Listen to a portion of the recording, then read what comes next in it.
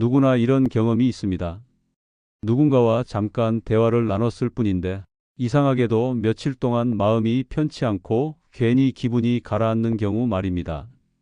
상대는 웃으면서 농담처럼 한마디 던졌을 뿐인데 집에 와서 곱씹다 보면 내가 뭘 잘못했나? 그 말 속에 다른 뜻이 있었나? 혹시 나를 싫어하는 건 아닐까? 하는 생각이 꼬리를 물고 이어집니다. 정작 그 말을 한 사람은 다음 날이면 다 잊어버렸을지도 모르지만 나는 며칠 동안 괜히 힘을 빼앗기고 스스로를 책망합니다. 이런 상황이 반복되면 내가 너무 예민한 건 아닐까라는 자책으로까지 번져 더 힘들어지곤 합니다. 사실 문제는 나의 성격이나 예민함 때문이 아니라 상대가 무심하게 던진 말 속에 숨어 있는 보이지 않는 공격 때문일 때가 많습니다.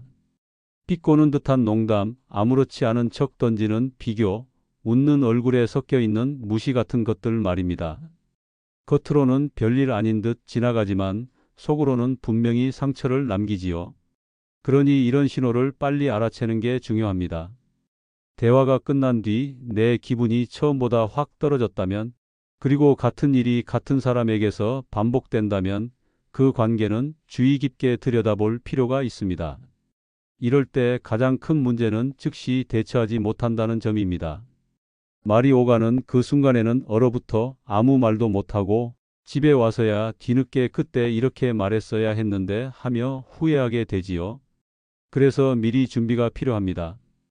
방패 같은 짧은 문장을 몇 개 준비해 두는 것입니다. 비난을 들었을 때는 그 말은 불편하네요. 그만해 주세요. 사실을 왜곡하는 말을 들었을 때는 아닙니다. 저는 그렇게 말한 적 없습니다. 불필요한 도발을 당했을 때는 그 주제는 여기서 마치겠습니다. 같은 간단한 문장이면 충분합니다. 이런 짧은 대꾸는 상대의 말을 길게 받아주지 않고 내 마음이 불필요하게 흔들리지 않도록 지켜줍니다. 실제로는 말투보다 타이밍이 중요합니다. 상대가 선을 넘는 순간에 짧게 전하고 바로 화제를 바꾸거나 자리를 정리하는 게 가장 효과적입니다. 미리 거울 앞에서 몇 번 연습해 두면 실제 상황에서도 자연스럽게 나올 수 있습니다. 때로는 관계 자체를 조정해야 할 때도 있습니다. 우리는 흔히 손절이라고 하면 아주 크게 싸우고 완전히 끊어내는 것으로 생각하지만 사실은 그렇지 않습니다. 관계는 층계와 같습니다. 가까운 친구에서 한 칸 내려와 아는 사람이 될 수 있고 아는 사람에서 또 한 칸 내려와 모르는 사람이 될 수도 있는 겁니다. 이렇게 단계를 낮추는 것만으로도 숨통이 트이는 경우가 많습니다. 기준은 단순하게 세우는 게 좋습니다. 같은 사람 때문에 내 기분이 3번 연속 떨어진다면 한 칸 내려놓는 겁니다. 한 번은 실수일 수 있고 2번은 습관일 수 있습니다. 3번이면 패턴이니 기대를 줄이고 거리를 두는 게 안전합니다. 꼭 큰 소리 내며 선언할 필요도 없습니다. 그저 내 마음속에서 기대치를 낮추고 내 생활의 규칙을 바꾸면 됩니다. 이렇게 조용히 거리를 두는 것만으로도 마음의 에너지가 훨씬 덜 새어나갑니다. 그리고 잊지 말아야 할 것이 있습니다. 우리를 가장 지치게 만드는 건 상대의 말뿐 아니라 내 안의 습관일 때도 많습니다. 특히 남의 마음을 내가 안다고 착각하는 습관이 그렇습니다. 표정 하나, 말투 하나에 의미를 더 씌우면서 저 사람이 나를 싫어하나? 내가 뭔가 잘못했나? 하고 스스로 상상의 짐을 짊어지는 것이지요. 하지만 사실 우리는 남의 속을 알 수 없습니다. 그래서 이 습관은 작은 연습으로 바꿀 수 있습니다. 추측이 올라올 때마다 질문으로 바꾸는 겁니다. 제가 설명을 너무 길게 했나요? 이 얘기를 계속해도 괜찮으세요? 같은 짧은 확인만 해도 불필요한 오해가 줄어듭니다. 그리고 자기 자신을 향한 말도 바꿔야 합니다. 망했다, 끝났다 같은 단어 대신 아쉽다, 다시 해보자 같은 표현을 쓰면 마음이 훨씬 가벼워집니다. 말은 마음의 방향을 정하는 나침반과 같습니다. 단어 하나가 기분의 흐름을 바꿀 수 있습니다. 살다 보면 누구나 상처를 받습니다. 하지만 중요한 건 상처를 준 사람이 반드시 그 상처를 치료해 줘야 하는 것은 아니라는 사실입니다. 칼에 베었다고 칼에게 치료를 요구하지 않듯 내 마음의 회복은 다른 길을 통해서도 가능합니다. 좋은 영화 한 편, 바람이 시원한 산책길, 믿을 만한 상담 한 번이 마음을 꿰매줄 수 있습니다. 결국 중요한 건 나를 공격하는 사람에게 시간을 더 쓰지 않고 내 삶의 에너지를 소중한 관계와 나를 돌보는 데 다시 배분하는 일입니다. 보이지 않는 공격은 큰 소리로 다가오지 않습니다. 대개는 말끝에 슬쩍 숨어 들어옵니다. 겉으로는 웃으면서 건네지만 마음속에는 서늘함이 남는 말이 있습니다. 요즘 좀 힘들어 보이네라는 한마디가 그럴 수 있습니다. 그 말이 단순한 안부일 수도 있지만 듣는 입장에서는 내가 제대로 못 살고 있나? 내 얼굴이 남들 보기에 그렇게 힘들어 보이나? 하는 불안으로 이어지곤 합니다. 또 어떤 사람은 농담이라며 당신은 왜 항상 그런 식이에요? 하고 웃어넘깁니다. 상대는 농담이었다고 말하지만 듣는 쪽에서는 기분이 찜찜하게 남습니다. 이렇게 애매한 말들은 그 순간보다 집에 돌아와서 더 큰 힘을 발휘합니다.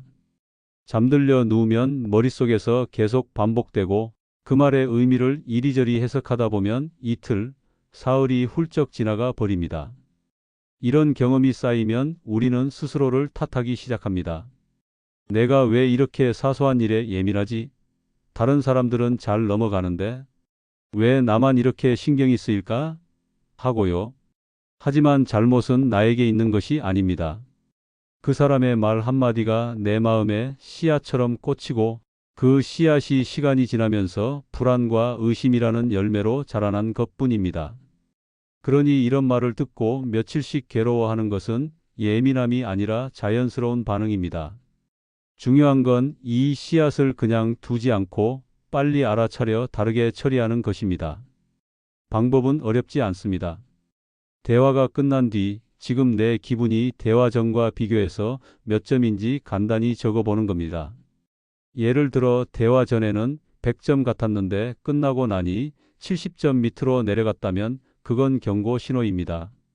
이런 일이 같은 사람에게서 3번 반복된다면 그 사람은 내 마음의 날씨를 흐리게 만드는 사람으로 기록해 두어야 합니다.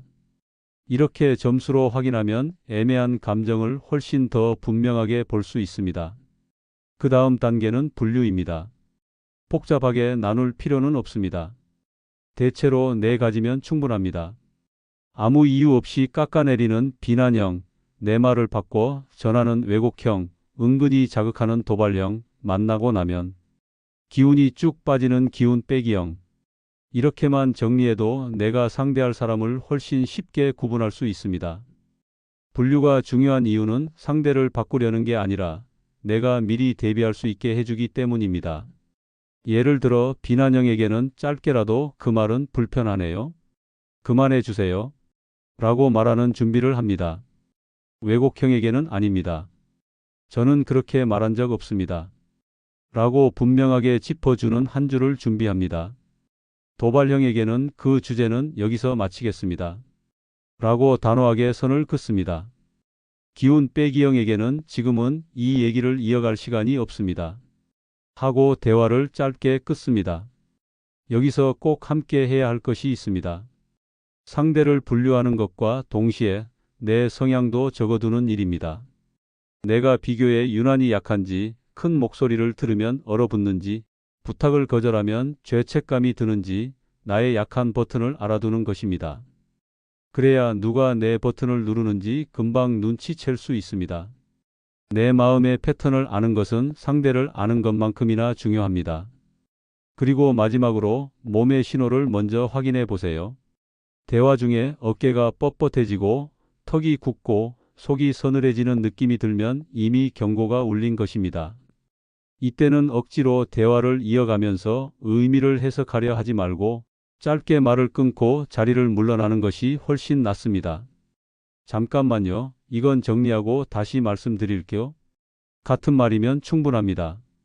그렇게 상황을 잠시 멈추는 것만으로도 내 마음의 에너지가 더 새어나가는 것을 막을 수 있습니다.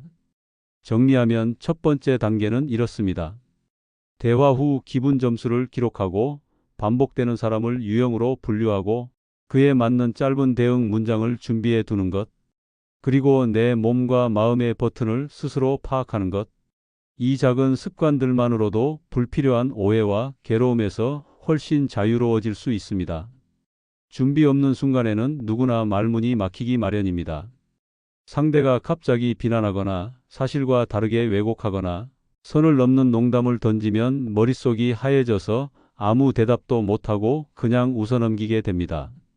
그리고 집에 돌아와서야 그때 이렇게 말했어야 했는데 하며 후회가 몰려오지요.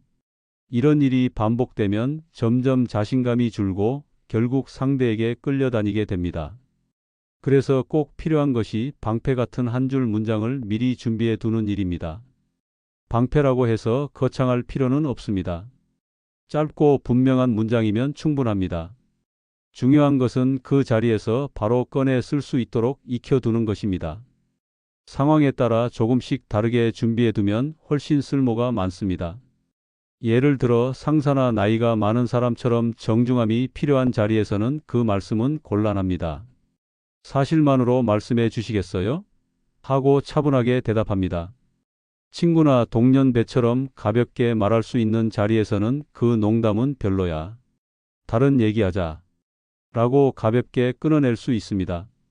낯선 사람이나 안전이 우선인 상황에서는 그 말은 듣고 싶지 않습니다. 여기서 멈추겠습니다. 라는 단호한 한 줄이면 충분합니다. 여기서 중요한 것은 길이가 아니라 타이밍입니다. 상대가 선을 넘는 바로 그 순간 길게 설명하지 말고 짧게 건네야 합니다. 그리고 곧바로 주제를 바꾸거나 자리를 정리해야 합니다. 말을 더 이어가면 대화가 논쟁으로 번지면서 오히려 내가 불리해질 수 있습니다. 짧게, 분명하게, 그리고 바로 행동으로 넘어가는 것이 가장 효과적입니다.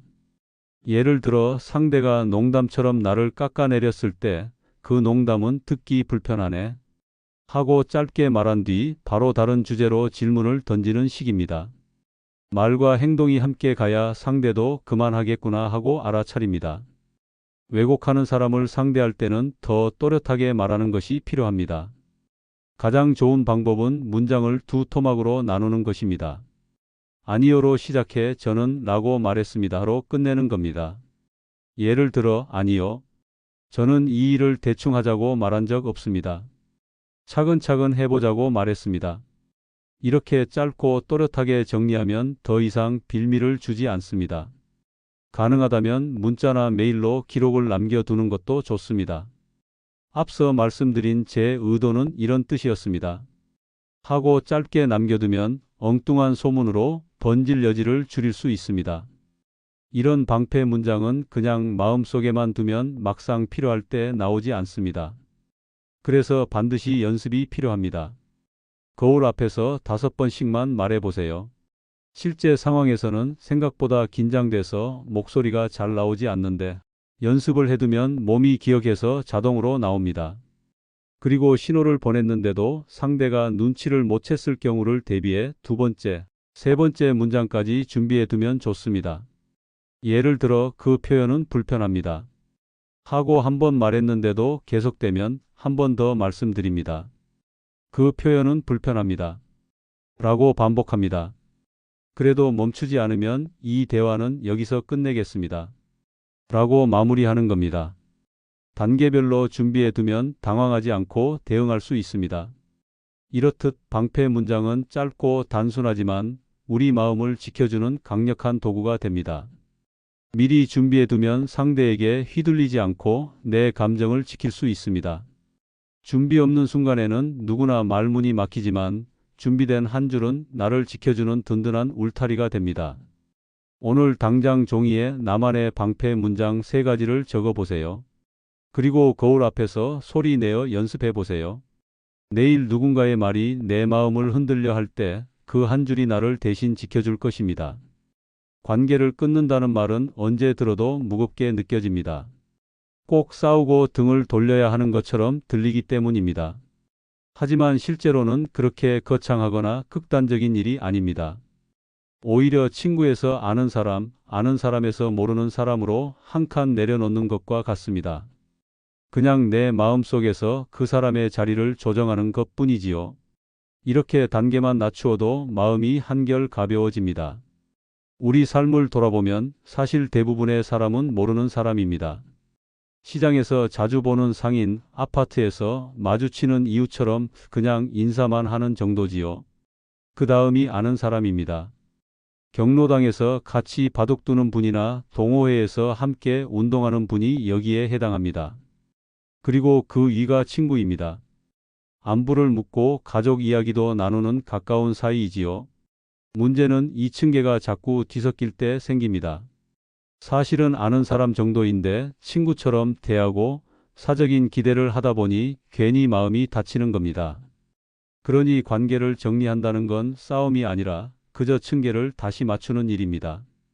판단 기준은 단순해야 흔들리지 않습니다. 예를 들어 경로당에서 자주 만나는 분과 대화를 할 때마다 기분이 이상하게 가라앉는다고 해봅시다.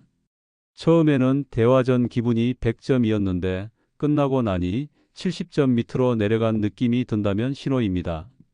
이런 일이 3번 반복된다면 그분은 친한 친구보다는 아는 사람 정도로 거리를 두는 게 맞습니다.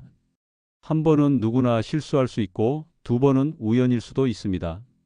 하지만 3번이면 습관이자 패턴입니다. 이 기준만 세워도 불필요한 갈등을 줄일 수 있습니다. 관계를 한 칸 내린다는 것은 연락처를 지우거나 등을 돌리라는 뜻이 아닙니다. 단지 규칙을 바꾸는 겁니다. 예를 들어 동창 모임에서 늘 나를 피곤하게 만드는 친구가 있다면 예전처럼 자주 연락하지 말고 꼭 필요한 자리에서만 인사를 나누면 됩니다. 가족 모임에서도 마찬가지입니다. 사사건건 참견하는 친척이 있다면 예전처럼 쏙 얘기를 다 털어놓기보다 안부만 가볍게 주고받는 정도로 관계를 낮추면 됩니다. 이렇게만 해도 마음이 훨씬 가벼워집니다.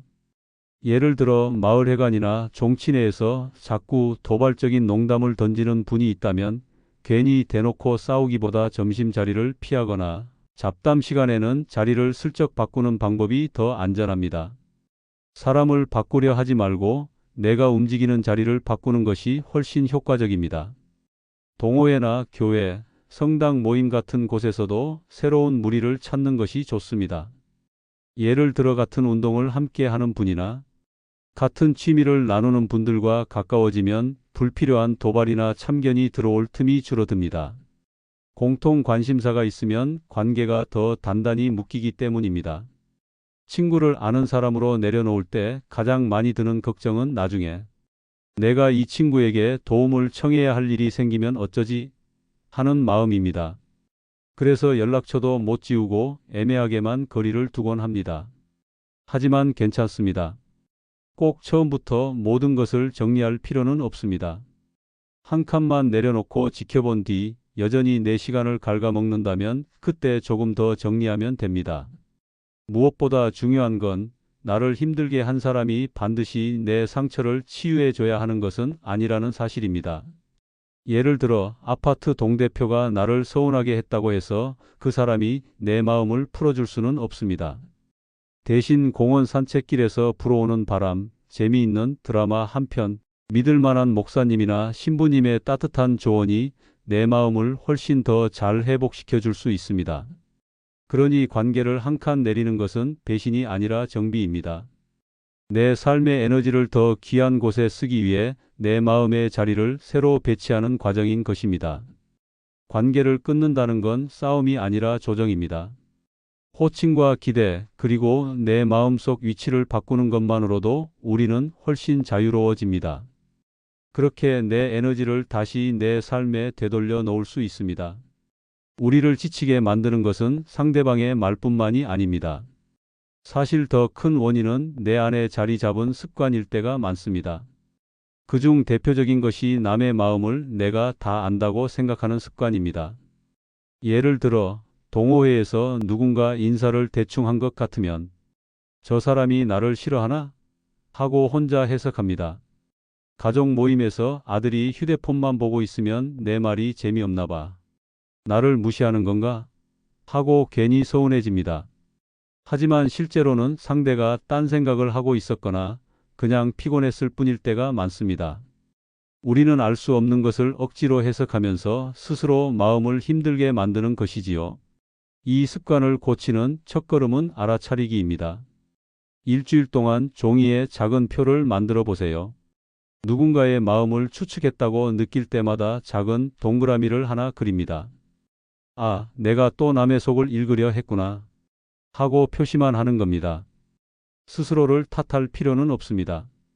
이렇게 모아보면 생각보다 자주 그런 습관이 나타난다는 것을 알 수 있습니다. 둘째 단계는 추측 대신 질문으로 바꾸는 것입니다. 예를 들어 손주가 대화 중에 딴청을 피우면 속으로 지루해하네 하고 단정하지 말고 내 얘기가 너무 길었니? 하고 물어보는 겁니다. 경로당에서 같이 장기를 두던 분이 갑자기 말을 줄이면 내가 뭐 실수했나? 하고 고민하기보다 오늘 많이 피곤하세요? 하고 직접 물어보면 됩니다. 이렇게 질문으로 바꾸면 괜히 혼자 끙끙대지 않아도 되고 상대의 진짜 속마음을 알 수 있어 오해도 줄어듭니다. 셋째 단계는 말 습관을 바꾸는 것입니다. 우리 입에서 무심코 나오는 말이 마음을 더 무겁게 만들기도 합니다. 예를 들어 일이 잘 안 풀렸을 때 나는 망했어, 끝났어, 다 버려졌어 라는 표현을 쓰면 스스로를 더 힘들게 만듭니다. 대신 아쉽다, 다시 해보자, 한 번 더 시도해 보자라고 바꿔보세요. 단어는 단순해 보이지만 마음의 방향을 크게 바꿉니다. 말이 나침반이 되어 마음을 이끌어주기 때문입니다.